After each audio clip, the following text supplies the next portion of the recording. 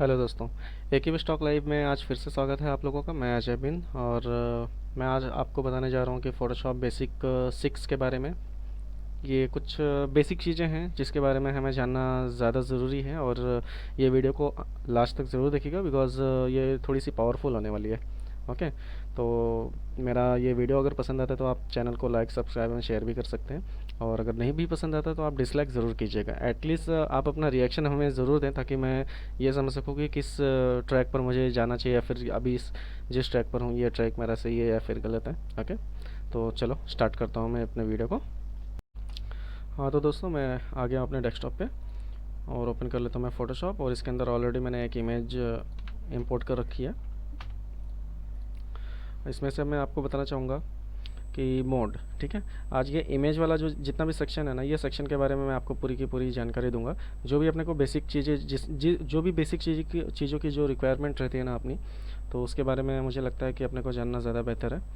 तो सबसे पहले मैं चलता हूँ कि ये इमेज का जो मोड है, मोड पे हम जाएंगे ग्रे स्केल पे। ये बिटमैप वाली फाइल को, ये बिटमैप वाले सेक्शन को हम छोड़ देंगे बिकॉज इसकी हमें कोई ज़रूरत नहीं पड़ती है। इसकी ज़रूरत हमें तब पड़ती है जब हमें किसी रिएक्टिव प्रिंट के लिए, जब हमें कोई फ़ाइल को क्रिएट करना होता है ना, कि जैसे डॉट डॉट वाले जो आते हैं, ठीक है। तो उसके लिए हमें ये बिटमैप वाले सेक्शन यूज़ करते हैं हम, ठीक है।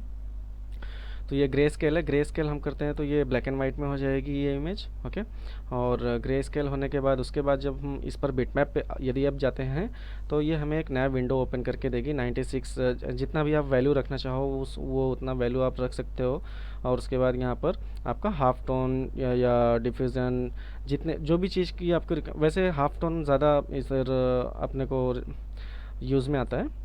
तो हाफ टोन, यदि हम हाफ टोन पे करते हैं 96 का वैल्यू देते हैं तो उसके बाद से आपको ये फ्रीक्वेंसी मिलती है हाफ टोन की। हाफ टोन की फ्रीक्वेंसी जो होती है वो आपका सयान, मैजेंटा, येलो और ब्लैक का होता है।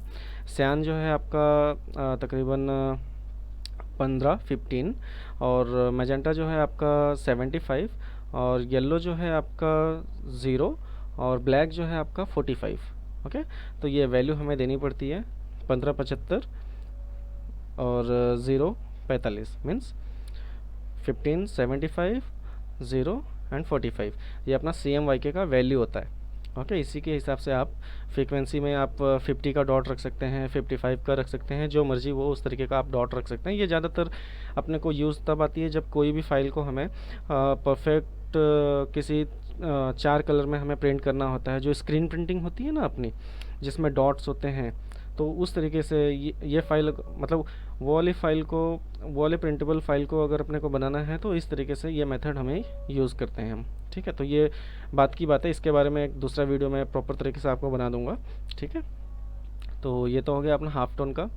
मैं एक बार कंट्रोल Z करता हूँ, ठीक है।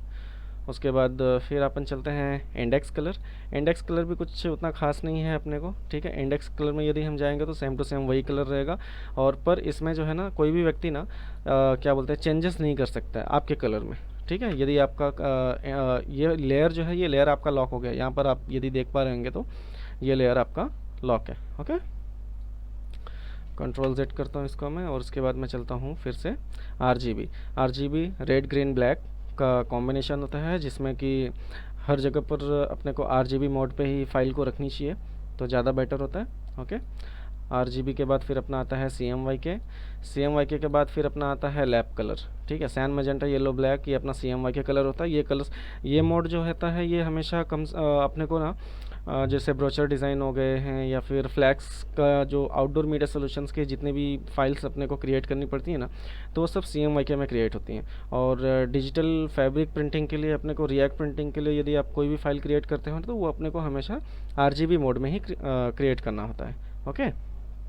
तो अभी मैं फिर से इसको जो है RGB मोड पे कर देता हूँ, और इसके बाद मैं चलता हूँ लैप कलर का भी तो वैसे कोई मतलब नहीं है, मल्टी चैनल का भी कोई खासा मतलब नहीं है। और ये 8 बिट चैनल जो है ये हमेशा अपने पास होना चाहिए। 8 बिट के अलावा अपन 16 बिट या 32 बिट पे हम नहीं जाएंगे, ठीक है। ये हमेशा हमेशा आपको 8 बिट पे ही काम करना होगा, ठीक है। उसके बाद आता है अपना एडजस्टमेंट का जो सेक्शन है वो मैंने पहले भी बता रखा है। ये वाला जो सेक्शन है ना, ये पूरा का पूरा एडजस्टमेंट के बारे में मैंने फोटोशॉप पार्ट 2 के वीडियो में मैंने आपको पूरा का पूरा ये सेक्शन के बारे में आपको बताया है। यदि आप इसके बारे में जानना चाहते हैं तो आपको मैं डिस्क्रिप्शन में लिंक दे दूंगा, आप वहाँ पर जा कर के वो वाली वीडियो आप देख लीजिएगा। ओके, एडजस्टमेंट अपना ब्राइट कॉन्ट्रास्ट वगैरह से यहाँ से होते हुए जा करके आपका सिलेक्टिव कलर तक अपने को कंप्लीट करके देता है। उसके बाद आता है अपना shadow and highlight, HDR toning और वेरिएशंस। ठीक है, शेडो एंड हाईलाइट यहाँ से मैं आपको स्टार्ट करता हूँ बताना। शेडो एंड हाईलाइट का मतलब ये होता है कि जो भी इधर कोई भी अगर ब्लैक सेक्शन है, कुछ भी अगर छोटा मोटा ब्लैक है या फिर कुछ शेडो है, तो वो शेडो को कम या ज़्यादा करने के लिए ये हमें काम आता है, शेडो एंड हाईलाइट का काम होता है। ओके, शेडो एंड हाईलाइट के बाद हम आ जाते हैं HDR टोनिंग के ऊपर। ठीक है, HDR टोनिंग जो होती है ये कुछ इस तरीके से होती है कि यहाँ पर आपको एक नया विंडो ओपन होकर के आ जाता है।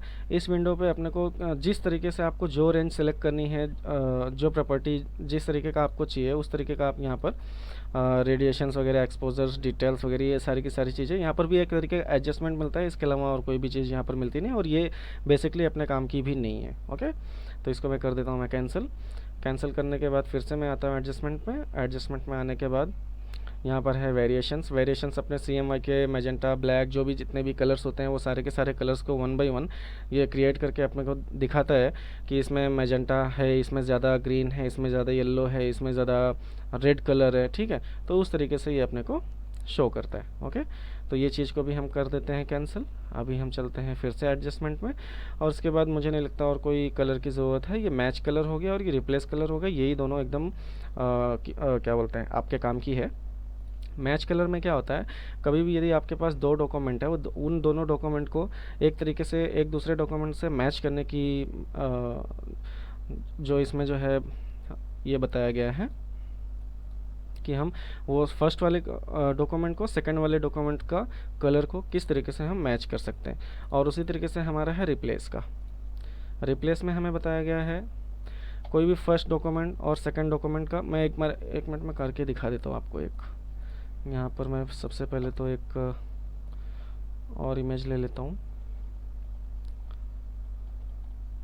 चलो सपोज दैट ये येलो कलर वाला मैं ले लेता हूँ फटाफट। मैं इसको जस्ट ऐसे ही कॉपी कर लेता हूँ।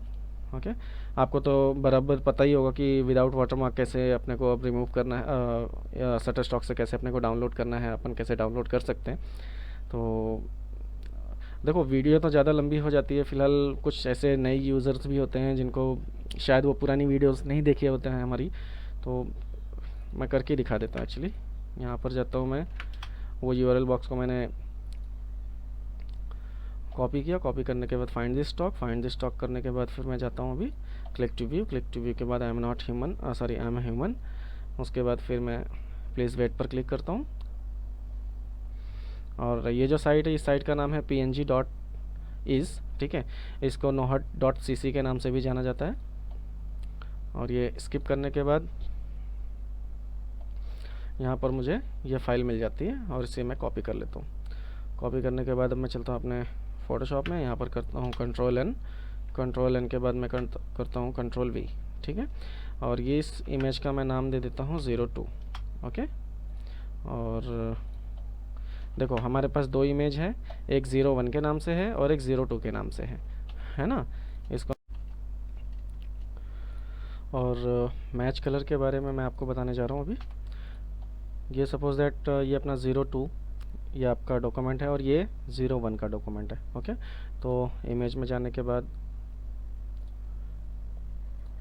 मोड में जाता हूँ मैं, मैच कलर के बारे में मैं आपको बताने जा रहा हूँ। ओके, देखिए ये जो चीज़ें हैं ये सारी की सारी अपने वैल्यूज़ की चीज़ें हैं। ठीक है, किसी को भी कम ज़्यादा अगर आप करते हैं तो वो डार्क एंड लाइट और जो ब्राइटनेस होता है उन सब चीज़ों का वो कंट्रोलिंग देता है आपको।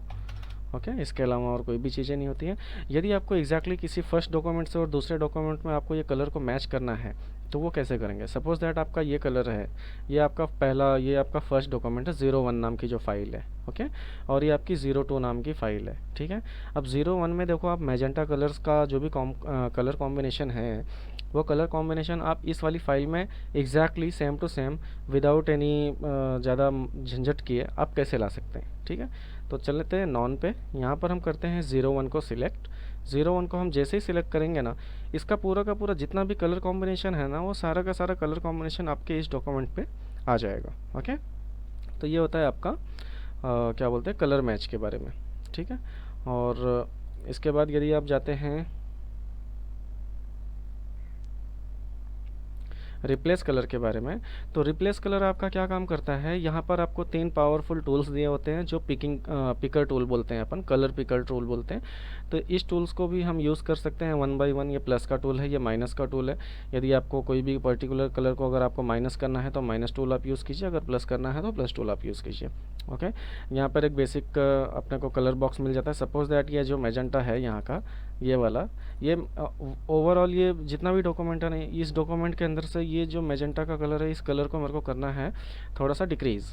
ओके, तो डिक्रीज़ करने के लिए मैं वैसा ही ह्यू और उसमें क्या बोलते हैं सैचुरेशन और लाइटनेस हमको मिल जाती है। मतलब पर्टिकुलरली ना इस कलर को ना हमने कर लिया है सिलेक्ट, और सिलेक्ट करने के बाद हम इस चीज़ को माइनस प्लस ह्यू, सैचुरेशन और लाइटनेस हम कर सकते हैं जिस तरीके से आपको इसकी अगर रिक्वायरमेंट होगी। तो यदि आपको ये कलर चाहिए, इस कलर पे कहीं एक जगह पर आप पिक कीजिए, पिक करने के बाद ओके कीजिए, ओके करने के बाद ये आपको कलर चेंज करके दे देगा, ठीक है।